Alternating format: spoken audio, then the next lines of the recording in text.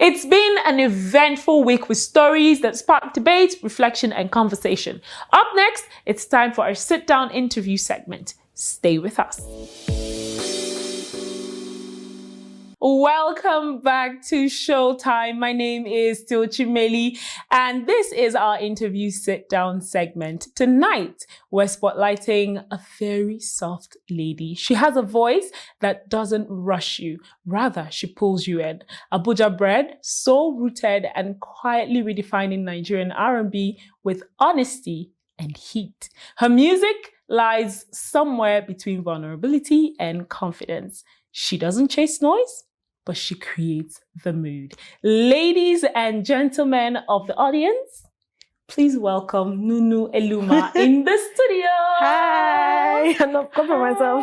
Yes, of course. Thank you so much. I loved everything you said about me just now. Like, ooh, thank you. God. I mean, I just saw you and I was like, yes. Thank you. Yes. Thank you so much. I'm so happy to be here. So happy to be here with you. Thank you. All right, so let's just go straight into it. Mm-hmm. So, I have listened to I don't want to say all your songs, but at least the ones I could find. I'm not say, okay, which one? My mind just told me you were going to say that if I do. So let me just skip that part. But yes, I've listened to a lot of them and all of the songs sound very intimate. Like it's like this is a private moment that we're listening to. There's just something, it's very soft. It's very intimate. It's very intentional. Yes. So I want to ask, my first question is just going to come from that direction. Is that who you are? Or is it like just, okay, this is a type of music I want to make? I love this question so much. And I like how you asked it. Is this who I am? Yes, it's how I am. Okay. It's who I am. And I think that's why it's also very challenging to like be that vulnerable and then like share with the world, like real life experiences that I'm going through. I try to make it sound as relatable as possible and then I share. But so it's also like, hey, yeah, who broke your heart? Who did this to you? So it's like, oh my gosh. So yes, it's actually like my own experiences and sometimes, experiences of people that I love or that maybe something from the internet that I'm inspired by that I can connect to. So yes, it's from me. And my POV. Okay. And maybe at the end of the day, I'll ask you, who broke your heart? No, don't ask me. Okay, so of course, you're more into R&B, like we've said. Was there a point that you decided that, okay, R&B is how I want to showcase my talent? Why did you choose R&B? Why not pop? Everywhere is popping, loud music, the melody, the beats, everything. But why did you choose that, quiet? I like the question you gave as well. I feel like I didn't have any, the intentionality came after the magic, if that makes sense. It's like, okay, I go to the studio, what am I feeling? What am I saying? Because I play the piano as well. Okay. So yes, like I just create as naturally, as authentically as possible. And then whatever it sounds like, that's what it sounds like. So it started to sound like R&B. I'm like, okay, bet. But then also, if you hear some of the songs I'm going to release, you hear different genres like EDM. Okay. Even the pop you just mentioned. Yes. So I realized that my voice is very fluid and it can go in any genre. But my style of singing is very R&B and soul. Regardless of even if the beat is doing bim, bim, bim, bim. It's still very calm. It's still very soft. I can't help. I can't help that. Yeah. How long have you been in music? I always say from primary school, but let me just say from 2019. Okay, that's when professionally you decided that, okay, this is what I want to do. Exactly. So officially from 2019. Okay. Were your parents into music or you just had a lot of records lying around and a lot of instruments and things to play with? And because when you said primary school, I was like, okay, there has to be some background story, right? So yes, I did have a lot of CDs. Like my mom used to allow me to blast like music to a very unhealthy level, like really loud, and she wouldn't mind. And even I had lots of uncles and aunties that loved music. And then I was in music club and my music teacher was very, helpful as well. My sister loved music. So I feel like she's like the closest family member that was like actively trying to get me to sing. Whether she knew it was going to be a career or not. I don't know. So as for my mom is very supportive of my music. Like she bought me my first piano, my second one, my third one. She just like, go to school first, then go and do music after. Yes. You understand? But she's very supportive. Do you think that because, like we said earlier, a lot of Nigerian artists, they lean more into the loud beats, the loud songs, up-tempo, all of that. And that sort of is what Nigerians have come to embrace as our type of songs. Yeah. In fact, personally, I know that when you play slow songs, if you're giving the aux chord to play songs and you play slow songs, they will take it away from you. They'll be like, why are you reading it? Like, what is wrong with you, you know? Yeah. And then a lot of us, when they see people who make, you know, very solemn music, they're like, do you think you're outside? Yeah, like, this is not a Nigerian sound. Yes. But do you think that there's going to come a time, or maybe even right now, the Nigerians are starting to embrace it, or will they continue to chase this question? Okay, so I've been saying a lot about the questions. I do love this question. I think there's a lot of truth in people saying, you know, Afrobeat is the way. There's a lot of truth in it, but I don't agree with it. Yeah. There are like, I don't know, maybe 300 plus million people in this beautiful country. And we all go through a lot collectively as Nigerians. Exactly. So people like, okay, it's like when they are living their daily life, some people don't want to hear a certain kind of music. And I understand that. But there comes a time in the day, every single day, that they need my music. Exactly. So I need to create what I'm creating. You know, I'm doing all of us a favor, you know what I'm saying? You know, you are. I'm doing us a favor. So it's like, I want my music to meet people when they need it. I don't mind that. But there's some people that regardless of what they're going through, whenever my music is what they love to listen to. So those are honestly also my focus and target audience, you know. Yeah, I sort of missed my step just now. No, it's fine. Yeah. So what you said is actually leading me to the next question I wanted to ask you. Yeah. Because I wanted to ask, you know, coming from the marketing and the commercial aspect of it, because even at the end of the day, as long as that's what you do, there has to be some sort of commercial and marketing aspect of it. Yes. Exactly. Yeah. So being an R&B artist in Nigeria, does it feel like you're sort of, would I say, limited. Swimming? Yes. Yeah. Like you're swimming upstream, you know, like there's just a lot of hurdles on the way. There's like problem here and there because you're not doing what everybody generally considers marketable. I like, okay, I'm going to stop saying I like this question. I'm asking the right questions. You are. You know, let's think of like states. Yeah. When you think of Lagos, what do you think? Chaos.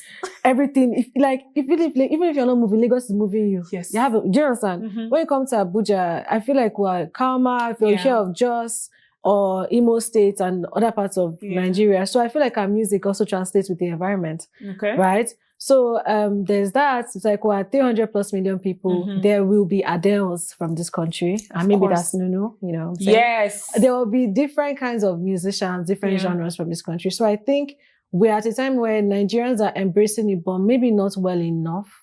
Okay. Yes, like the people that make things happen, the people that are doing the shows and the promotions and everything, they are not really understanding or seeing that there is, let me say, like you said, like it's a business, right? Yes. That there's money in this genre. They're not really seeing it yet. Yes. So people like me, we're trying to make people see that it's important because I do events. Okay. No, I do a lot of events on a monthly basis. I work with so many artists. Yeah.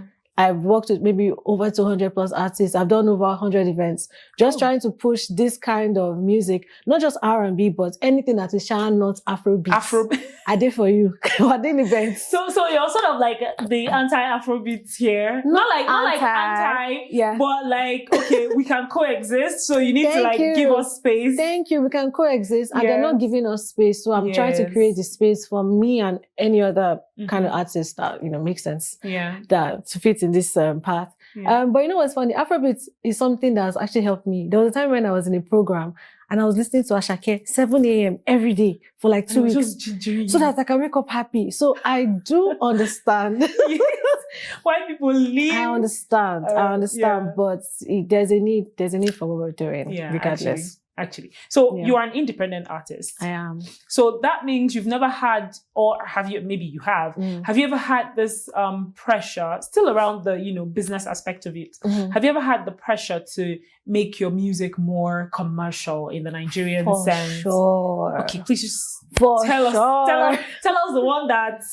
In 2019, when I first started and I was trying to figure out who I am as both a person and a musician, people were like, you sound like a white girl. I'm like, what does that mean? I've just opened my mouth. I'm from Nigeria now. I'm like, what do you mean I sound like a white girl? Like, hey, you sound like a white girl. It's not commercial. The thing is that making, to me, commerciality means making it as professional as possible within the genre. Yeah. So it's like I said, Adele or Ed Sheeran, listen to the quality of their music now. Exactly. From the production to the songwriting to the audio engineering to even how they present the music, you know. So that's been my focus, making sure that I do quality music and then present it in the best possible way. Yeah. And it's like, hopefully my people find me, and they've been finding me small. So we move. Okay. All right. So now, talking about you, because when you said, you know, finding out about who you are as a person and who you are as an artist, what is one greatest or one major misconception people have about you because your music is soft? So maybe they look at you and they're like, oh, you know what? Yeah, she's kind of like how her music is. And that is like totally untrue. I'm trying to think, but I think the one that's come to my mind is I actually have a very bubbly personality. I'm actually very fun to be around. Yeah. Yeah, and I can be funny. So my music, maybe like you know how I use the word maybe dark or sad or solemn. Yeah. It doesn't have anything to do with my energy or my happiness or how I am around people. So I wouldn't say it's a misconception. I don't really know what people think about me. I'm trying to think. I'm like, can you guys tell me? I don't know. But yeah, so it's like my personality is wider than my music. Yeah. No, I can see that because a lot of times when you see people who make solemn music, you expect them to be this very solemn, you know, some sort of way. That's why when you mentioned Ed Sheeran, sometimes when his pictures, certain weird pictures, people are like, what's this nigga? Why is he doing this? Because they believe that he has to be a certain way. He has to be this really chill person, very calm, very quiet, maybe this extremely introverted person because of how his music is. So I totally get that. I totally get that. Thank you. All right, great. So now you're going to take us through the process of the making of Just You and I. Oh, ding, gang. So my best friend, Pearl, I don't know if you've seen her on my Instagram. Yeah, I think I saw. Yeah. Okay, yeah. Yeah, she's a producer, architect, guitarist. And so she just started producing this year and she was like, let's make music together. This our friendship must make sense in different things. Exactly. Because we play the guitar, we perform live all the time. And so we like made the song together. I played the piano, she did the guitar, she did the production, I did some writing, she helped me with some writing. And we did this at the comfort of our homes. We did some sessions in my house, some sessions at her house, and also then we went to the studio to record it. So Just You and I is basically about, you know, when people come through for you, even if you don't know how to ask them. Exactly. Do you understand? Yeah. So we always used to say it about our friendship. Do you understand? So it's like coming through for somebody, even when they don't know how to ask, when they feel to ask. Yeah. You know, that's what Just You and I is about. So it was lovely writing it with my best friend, who's also a producer and a guitarist. So it was very fun. And my sister as well also helped in writing. She's also sort of into music? Yeah. Well, she's always loved music. And like I said, she's part of my early background stories of music. She forced all of us to do, because me and my cousins, right? That's who I mean by all of us. Okay. She called us together and she's like, you sing this part, and all of us will close our ears. Which one does she do? She's the coordinator. She's the coordinator. But she also had a lovely voice, actually. She's just not a musician. Yeah. So. Oh, that's nice. So how long did the creation of Just You and I take? I like this question. It was on and off. If I were to remove all the weeks or whatever in between, I would say like 5 days, 5 to 7 days. Yeah. Everything. Like, because maybe we'll write and sing today. We'll do other things. Then we'll come back to it. We'll do other things. So it was spaced out in like a month. But if you count the working hours. It was just like 5 days. Yeah. Okay. So, apart from Just You and I, the creation of Just You and I, what is your typical creative process? Like, generally, that's I just held my mouth and say, "Ooh, that's a good question." That's like, I've said it throughout this interview. No, it's good you keep saying it, because, you know, it makes me feel like, oh yeah, she's You're good. You know. So it's multiple things. But my best one is my piano. Okay. My piano is the safest place for me in the world.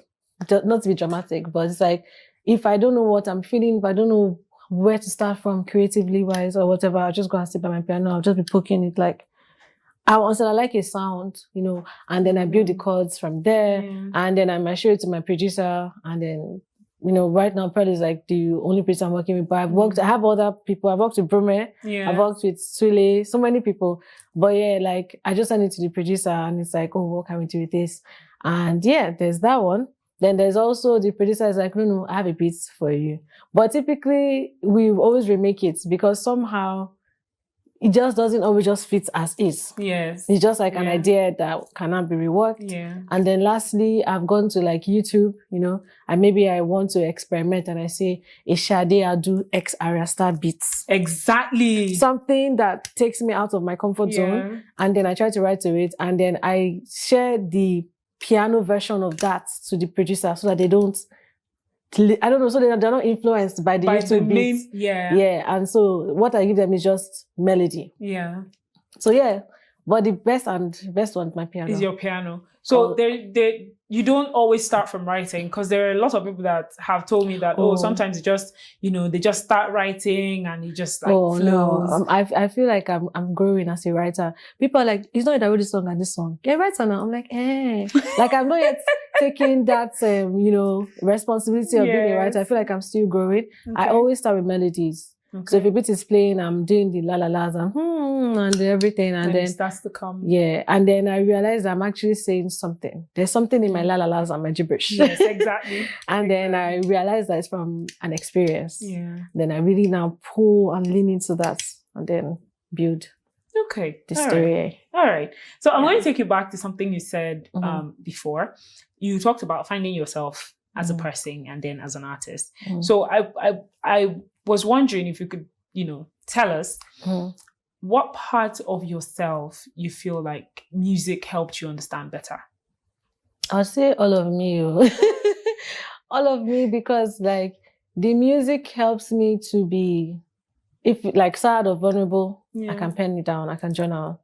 And I can tell my journals, that's what I typically do as well. I actually miss that. I journal a lot. Yeah. Anything I experience, I write it down and it might become a song one day. Yeah. Then also on stage, you can't just come and sing. You know, you have to entertain the people a bit. You have to show them, just make them comfortable, invite them into your space, into your world. So like the music helps me to be bubbly, helps me to be vulnerable, helps me to be expressive, because if I can't explain what the music is for people to connect, then yeah, it's a bit of a disconnect during the performance. Yes. So yeah, so I think music has helped me to develop myself. Okay. Confidence, you know, expressions, everything. Yeah. Okay, so apart from music, who is Nunu? Oh. Aside music. Nunu, I would say, I like this question. It's good to be self-aware. I would say I'm a very caring person. I love my people. Yeah. And I love everybody, actually. Like, do you love me? Yes, I love you. I just met you today and I love you. I love the camera crew. I love everybody. No, you cannot share my love. I cannot share that. love. No, but I do love everybody. Like, I try to be, not just see the good in people, but also take people for who they are. Yeah. So I'm not taking for granted, right? Yeah. But I also just try to, you know, be very friendly and, very open. I can be very open and friendly and loving. Okay. All right. Okay, so if you're not making music, what do you think you would have been doing? Oh, I'm already doing it. Electron. Businesses in music, sharp. This music, you know, you said if I'm not doing music, I'm like, you mean as a singer, right? As a singer, yeah. So I've been doing my businesses in music or other things. I studied business and management, and I like money, so I wouldn't do a 9 to 5, but I'll do businesses. Okay. Lots of businesses. Okay. I don't want to tell everybody everything yet. Go and find out. Go and find out something. Yeah, please go and find out. Go and find out. Go and research. Do your research.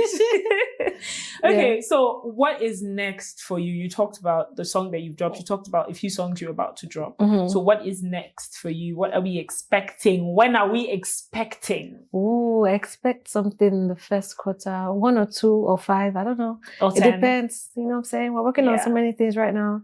They're about to come to be. By the special grace of God.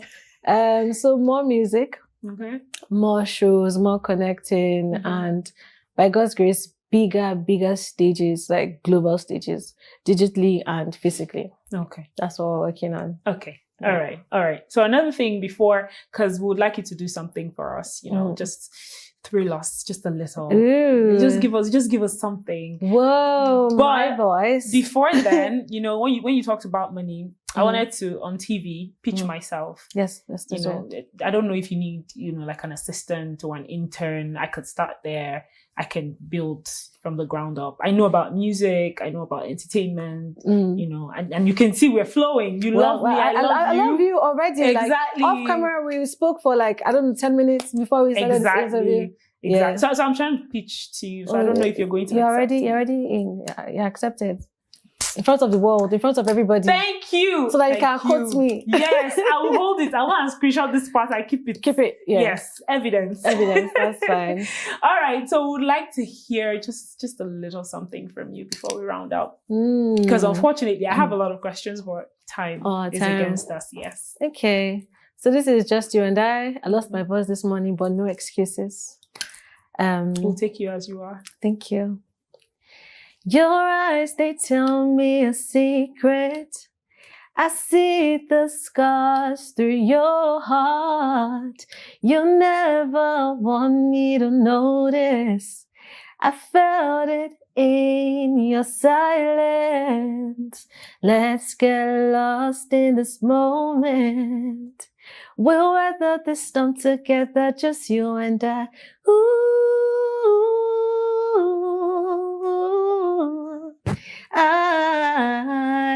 Just you and I. Oh, that was so amazing. I'll sing for you after. Please do. Yes. Only for me. Yeah, only for you. Okay, all right. Thank you so much for coming. Thank you so much for having me. It's a pleasure having you here in the studio. I thoroughly enjoyed this conversation. Woo. It was so fun. Thank you so much. Thank you so much for having me. Bye. Thank you. All right. Thank you very much for watching. This has been Showtime on Trust TV. My name is Chimelli. Join us again, same time, same station for another interesting and wonderful episode.